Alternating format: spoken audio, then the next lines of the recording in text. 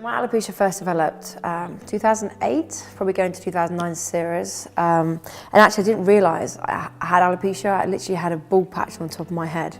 And it wasn't until I played at Twickenham. And I remember as a team, we were sitting in the room going through analysis. And Simon Amon stopped the video to look from an overhead view of our scrum and our positioning. And they were like, "Fisher, what is that?" I was like, "Oh my God." And that was I was like, "Stop it now, pause it." And literally one bald patch on top of my head. And I didn't think anything past that.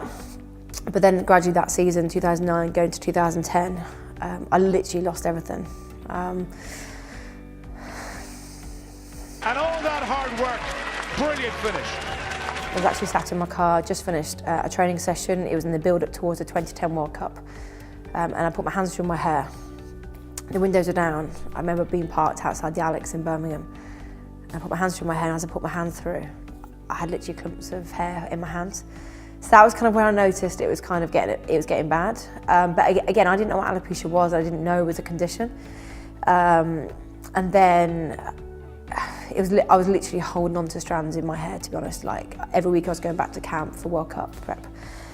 And it got to the stage where Nolly in the end said, "Fish, you probably need to shave it off because it just looked, if I'm honest, it just looked a mess." It was just I wouldn't shave it off because I didn't know it was going to come back, so I was kind of holding on for dear life. And then as soon as I made the decision, or we made the decision as a team to shave it off, it kind of was a bit of relief that, okay, I'm back in control of a situation that I really didn't know what was going on in. Against Winiata, Fisher stretches the legs, and Heather Fisher is going to strike back for England.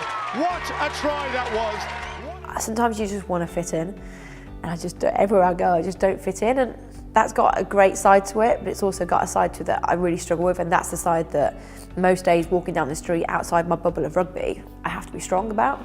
You have to be able to accept yourself for who and what you are. And in an environment where it's all about pressure and it's all about performing, and it's about being the best version of yourself day in, day out. That has its own pressures about then being able to be yourself. And that's something I would say I've struggled with since being involved with England, it's just being myself. But for the last couple of seasons, I feel like I have got the ability to be myself, and that has been a massive pressure off me. And part of being myself is just accepting that I'm probably slightly different, slightly quirky, but all I've done is lost my hair, and that's all it is. If I look at it from a logical point of view, all I've got is not got hair, if there's a way to say it. But the biggest challenge I still have every day, coming back to the question, is I don't accept myself for having no hair. I won't accept it. I have to accept it, but I can't accept it.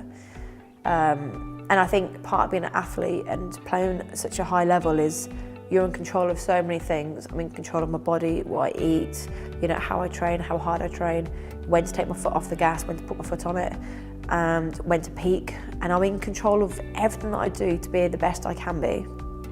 And the one thing I can't control is my hair growth.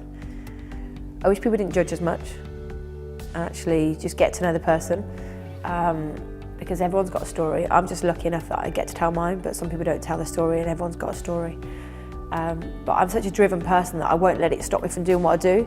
But does it affect me? Yeah, it does affect me. I'd be lying if I sat here and said, "Oh, I'm completely, I'm fine with it." I'm not fine with it. Half time, Fisher wants a runner decoy. McLean, little step off her foot. McLean gives the pass to Fisher. Fisher for the corner. Fisher to win it for England. Oh yes! If I'm honest, I think the one place I don't think about my alopecia and my condition is on the pitch. In training, in this environment, on the pitch playing, I just don't think, I'm just another player. And that is what, I'm judged on my performance, I'm judged on what I do.